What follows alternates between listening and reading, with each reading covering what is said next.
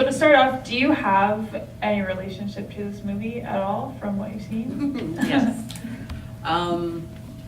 Yeah, one of the themes of the young female fighter is her power, and I think that comes from being so angry and not having the ability to communicate, or the support system around her to communicate her feelings of not fitting in and not being the typical girl. And I think boxing really gave her the opportunity to come into her own power, and I relate to that a lot. Yeah. So in what ways, like, do you have any stories or your kind of story to explain like your connection to it personally, or just overall, is it a connection? Well, growing up, I was always active, and my mom didn't like me to be active. She wanted me to be in my books more and be quiet and not move, and just things from her her generation. So I was really different. I was a really different kid in the household. So I fell in love with boxing because I feel like I started liking it for a different reason why I like it now. So for me, it was a way to be tough. It was a way to be powerful. It was a way to not be bullied. And it was a way to express myself that I found really therapeutic. So yeah, those kind of correlations with my journey and her journey, I really relate to. Yeah. So yeah, that's kind of asking how it would compare or contrast to different experiences that you've had in the sporting world. Was it similar? Do you find different, or you've had some of the same and then others, or some of your peers? We have some of my students from Iron Lion here, and I think they can all attest that gym was like Sully's. Yeah. So the motivational posters on the wall that somebody's just written, and some of the letters are bigger than other letters, and the grammar's all off, and the older tough kind of, they don't seem compassionate when you first meet them, the coaches in the gym, but you learn about them, and they have really big hearts usually. Gym is a place where you have to prove your commitment, and I think that's huge right now, because a lot of people don't commit to things. They want to try things. So to actually kind of commit the time that she committed to learning the sport, learning the art, and proving to her coach that she was ready to actually test what she learned was pretty incredible. So yeah, and most gyms like that, movies from 2000. So just to give you a frame of reference, we weren't, and I say we, women weren't allowed to box in the Olympics till 2012. So think about that, it's 2017 now. We weren't allowed to participate. And when they allowed us to participate in 2012, they rolled it out with only 3 weight classes. The boys have 10. So you then had these athletic females that wanted their shot and were killing themselves to make certain weight categories and classes. So her experience of going into the gym and there not being another female and having to change in the storage closet, that I relate to that. After 2012, more women became interested in the sport, so there were more of us. So there's a professional boxer right there, Dead Amy, so she could tell you a little bit from Korea. So yeah, we started finding each other, and we would travel to different gyms to spar with each other, but most likely if you're sparring with a guy. And if you sparred with a guy, it was really fun because you could go hard. Sometimes you would find guys that would go just as hard, but you would learn through that, and you would be able to really test your skills and really develop that toughness that you needed to compete. So did you find that there was a lot of similar situations in the movie when she would go up against guys and they would kind of say no, I don't want to do that, or was it more when you were fighting, or what's the... 100%. You would have guys that were just gentlemen and they would move a lot. So you would practice movement because they weren't comfortable hitting you. Mm-hmm. With those guys, you would just sock them once, and then they'd be like, oh, okay, this is for real. It's not dance time, right? Yeah, and then there were some guys that would try to, and it's not a gender thing, because there were some women that had this kind of trait as well, where they wanted to break you. So they wanted to prove that you didn't deserve to be in the ring. Right. So you would have that from guys, and you would also have that from some girls. Like in a sparring session earlier when I was learning boxing, I had a sparring partner dislocate my jaw. And that shouldn't happen in sparring. You shouldn't be going that hard. It should just be like you're testing, shadowing, kind of just touching. You shouldn't be going that hard. So I tagged her and she didn't like it, so she dislocated my jaw. So yeah, it's not just the males that tried to break you, but you do have good partners. So it's like it's that contrast that you see throughout the movie. Like she would have really good experiences immediately followed by really shitty experiences. And that's just like that's life. Like she had that major victory, but at the expense of losing a new budding love with her partner. Yeah. Do you have any? I forget what I was gonna ask just now after that conversation. Never mind. We'll come back to it. So would you make any changes to the film to make it more representative of females in sports or the boxing world in general, or kind of what was your opinion on the representation? I think it was a great film. I liked the reactions that she got when she kind of told people like it was a dirty little secret, like I'm boxing. People were like, "Oh my God, your face!" I got that one a lot, like, "Oh, your face," and it's like, you can hurt your face doing lots of different things, right? You know what I mean? And you can get your face hurt not being able to defend yourself. So why not learn to defend yourself? And again, for me, coming from a background where I was abused and bullied, it was really important for me to stand up for myself. The movie kind of shows that with her best friend and not having time and being completely possessed by this desire to be better in this way, to kind of get out her frustration. So yeah, I really like that part of the movie. The one part I could do without is the love story. If in a situation like that where it would be a male and a female, they would usually do something called a demo. It wouldn't be an actual fight that won on your record. So to have like the last bout, I would love to see her fight the southpaw that she fought again. So that southpaw, to give you an idea of who she is, that's Alicia Ashley. So she's 50 now, and she's in the Guinness Book of World Records for being the oldest champion. Have you heard her name before? You know what I mean? But everybody knows who B-Hop, Bernard Hopkins, is, and he was a champion at 47, but we heard all about him and how awesome he was and how he's an alien and all this stuff. But this lady's incredible. Like, she's the sister of a chess master. She used to be a ballet dancer. In that movie, she was 33, and like, to me, when I watched that movie and I watched her move, you can tell she's like much more natural than the star of the film, right? Like, you can see that grace. Like, she's I would encourage you guys all to look her up. Alicia Ashley. She goes by Slick because she's got disgusting movement. She's just amazing.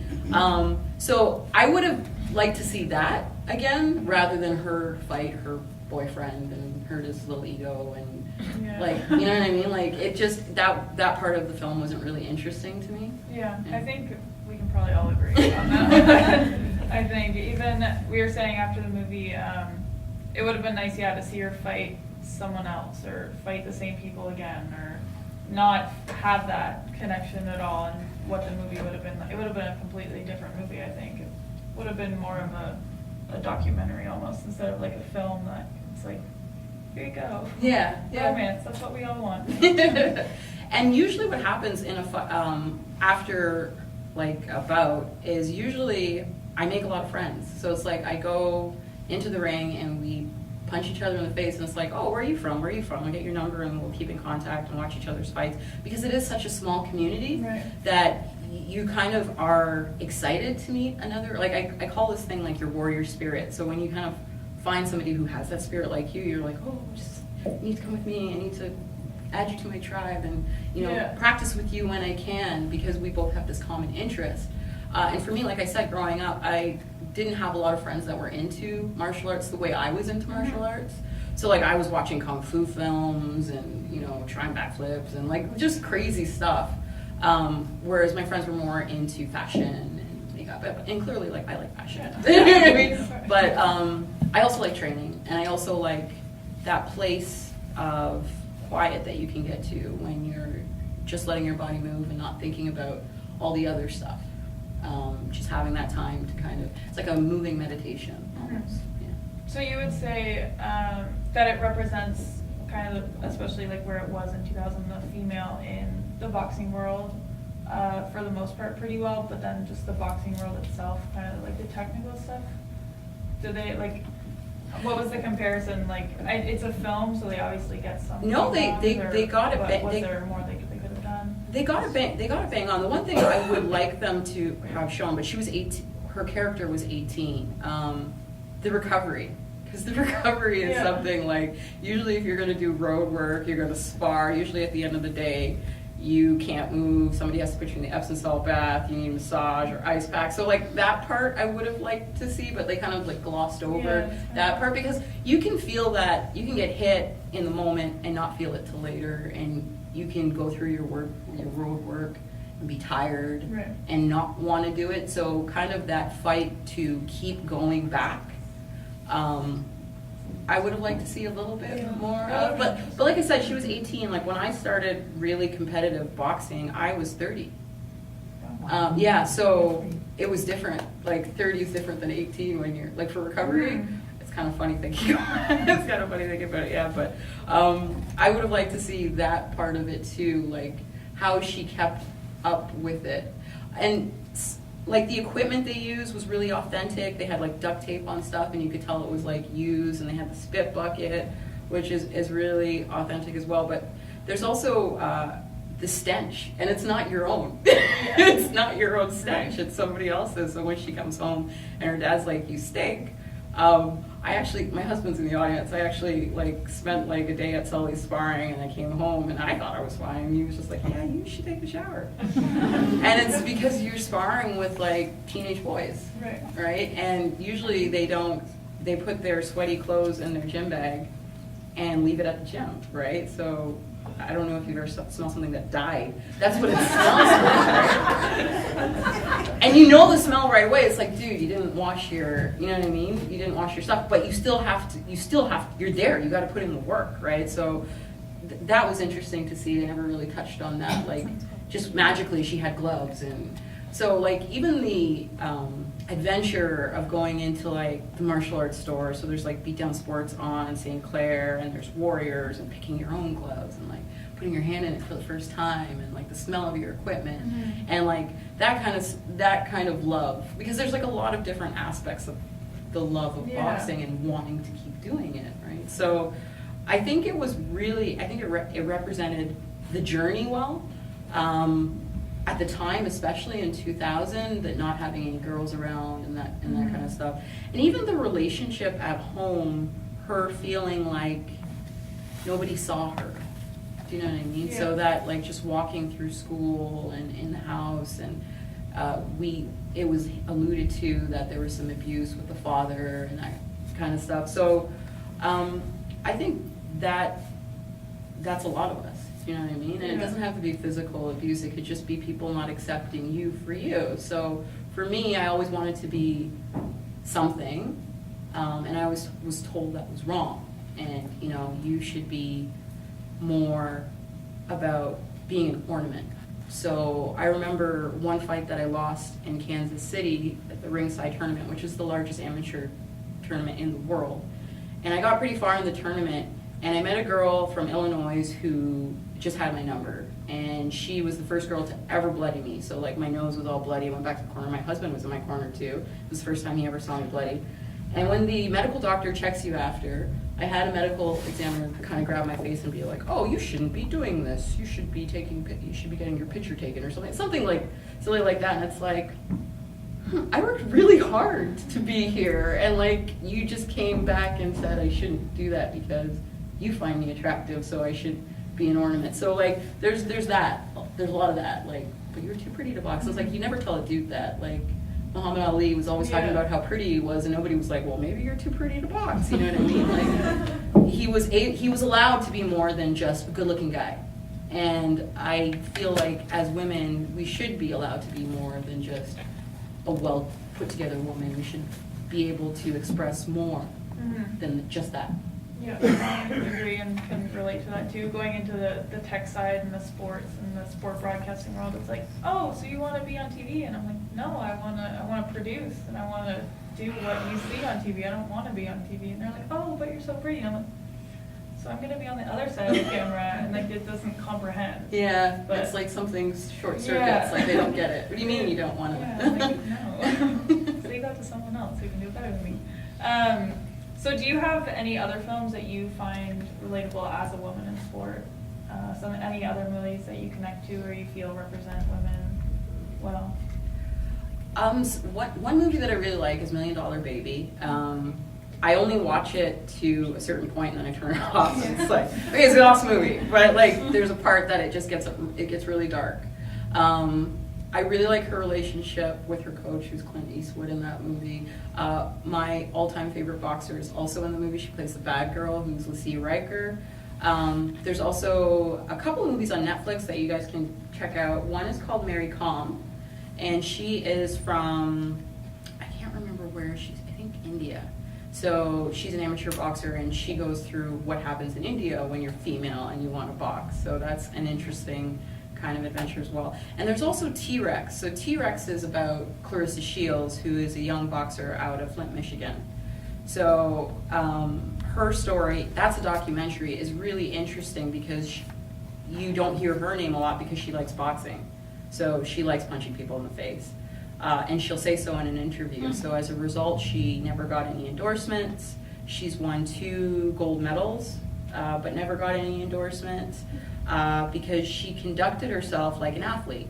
And that's not what sports media wants to see from women. They want to see a polished, articulate, attractive, I just work really hard. Like, they don't want to hear somebody say, I like to fuck people up. That's why I'm doing this, right? And if you're with art, like I consider boxing art, it's usually the more tortured the soul, the more beautiful the art. So like Clarissa is amazing. Like when you see her fight, she fights with this ferocity that I don't think you could replicate. And it's a shame that she's not allowed to own it the way she wants to own it. It has to be kind of refined in a way. So she's recently gone pro to avoid that. So that's another drawback because when you're amateur, you're paying to play. Right. And it's a huge time commitment as well. So just the transition from amateur to pro, it's tough if you're not managed well. And so those are 2 movies. So Mary Kom on Netflix, T-Rex on Netflix as well, and $1 Million Baby. But remember, I warned you to turn it off when she's fighting Billy Blue. And do you have any other stories, either related to sports or not, that you would want to see portrayed in film or on the screen? I guess I just want to see women owning their story, and I guess what I'm asking for is for people to accept it. Do you know what I mean? To accept that there is a grit and grittiness to sports that we are tough enough to handle. I do think certain women could easily destroy men in the ring just because they've had to, like, her fight wasn't just, going back to the film that we just watched, her fight wasn't just in the ring. She had to fight at home, fight to be accepted to do the thing, fight, like, even when her dad found out, fight to, so like, we have to fight way more to just do the thing, and I feel like that's not respected. So I guess that movie illustrated that, but I would like to see that more, and I would like to see a female a little bit more vocal because she's young and she's coming to her own, and you know she there's stuff going on with her parents and whatever happened with them. So it would be nice to see like an adult female kind of like take no shit. You know what I mean? So like when people are like, you're too pretty, like just hurts. I like to see like a sassy female like that can snap back and like put people in their place. And female boxer that was awesome at that was Layla Ali. So like she wasn't having no shit when she did like interviews and stuff like that. And like if somebody said an inappropriate question, she would like go after them. And if like anybody said like she was unladylike, she'd be like, but you accepted it from my dad. You accepted it from Floyd Mayweather. You accepted it from all these men. Why don't you accept it from me? So I would love to see that.